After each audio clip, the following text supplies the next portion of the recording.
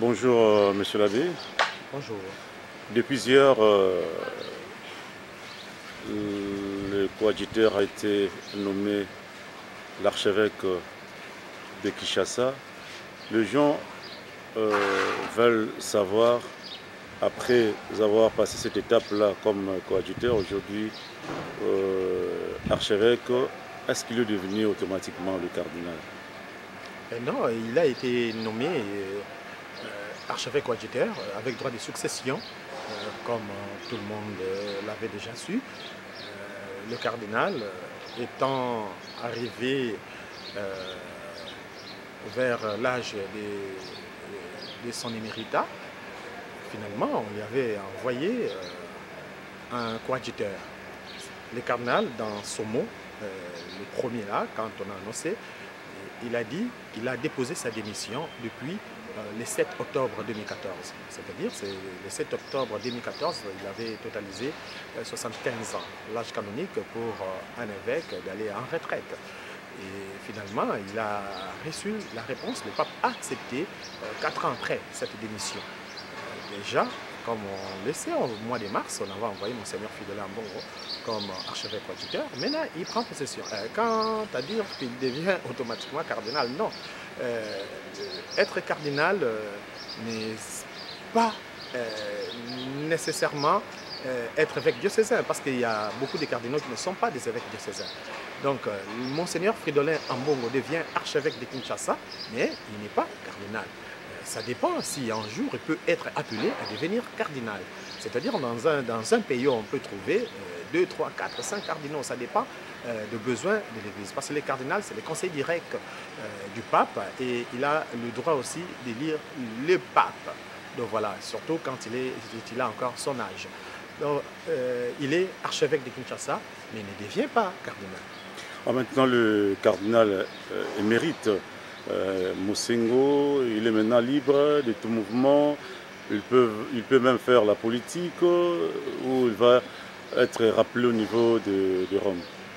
Non, si le cardinal ne faisait pas la politique, impliqué directement à la politique, ce n'était pas parce qu'il était archevêque de Kinshasa, mais parce qu'il est prêtre. Il peut intervenir de temps en temps comme tout pasteur qui est appelé en cas de problème dans la société. Il doit éclairer la société pour que la société aille de l'avant.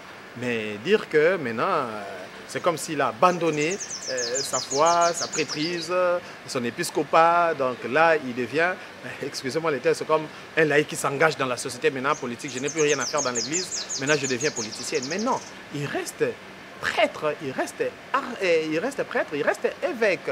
Il est évêque de l'église, il est cardinal de l'église catholique romaine, il reste conseiller du pape.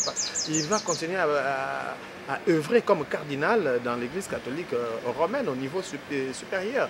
Mais par rapport à son agenda privé, comme lui-même l'a dit, il va plus s'engager dans la prière et dans la lecture. Ça, il l'a dit. Il va plus se donner dans la prière et dans la lecture. Il ne faut pas même se poser beaucoup de questions à ces sujets parce que le pape Benoît XVI, vous pouvez aussi poser cette question, que fait le pape Benoît XVI même? Qu'est-ce qu'il fait? Donc, si vous voulez la bonne réponse, ce que fait le pape Benoît XVI, c'est ce que fera aussi le cardinal. Voilà, la mission de Fridolin Ambongo, ça sera la même qu'a fait Mosengo? C'était quoi la mission du cardinal Mosengo? Peut-être votre question a un soubassement. La mission du cardinal Mosengo, pardon, la mission de Monseigneur Ambongo aussi sera aussi la mission du cardinal Mosengo.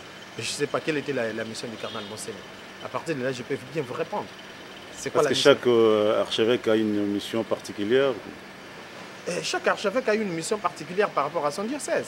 C'est-à-dire, on connaît son diocèse, on connaît les diocèses où on est envoyé. Monseigneur Fridolin Ambongo a eu son temps d'observer.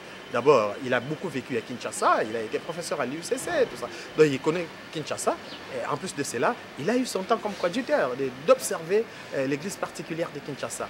Et c'est cette mission-là de conduire le peuple de Dieu qui est à Kinshasa et de conduire aussi, de montrer le chemin ou de guider ses prêtres. Donc en collaboration avec des prêtres qui sont tout autour de lui, ou l'évêque, jusque-là il y a un évêque auxiliaire, ou si demain, après-demain, il y aura des évêques auxiliaires, donc avec des collaborateurs directs pour conduire le peuple de Dieu qui est à Kinshasa. Je pense que c'est ça la mission de tout pasteur quand il est envoyé dans un diocèse.